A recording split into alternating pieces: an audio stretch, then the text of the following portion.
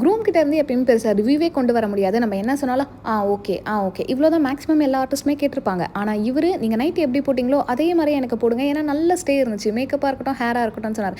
எனக்கே ரொம்ப ஆச்சரியமாக தான் இருந்துச்சு. ஏன் அப்படி சொல்கிறேன்னா, பிரைடு மாதிரி அவங்களால மெயின்டைன் பண்ண முடியாது. வேர்த்துச்சுன்னா டபக்குன்னு கர்ச்சீஃப் வச்சு ஒரு தொடச்சிருவாங்க. அதுக்கப்புறம் பிரைடு அவங்களோட தங்கச்சி 2 பேருக்கும் நாங்கள் தான் மேக்கப் போட்டோம். எனக்கு புரியுது, ஹேர் மேக்கப்லாம் ஒரே மாதிரி இருக்குல்ல, நீங்கள் அக்கா தங்கச்சி கூட பிறந்தா தான் இந்த ஃபீலிங் உங்களுக்கு புரியும். Coming to the story, event book பண்ணுறதுக்கு முன்னாடி அரும்பாக்கத்தில் இருக்க நம்ம ஸ்டுடியோக்கு ட்ரையலுக்கு வந்திருந்தாங்க.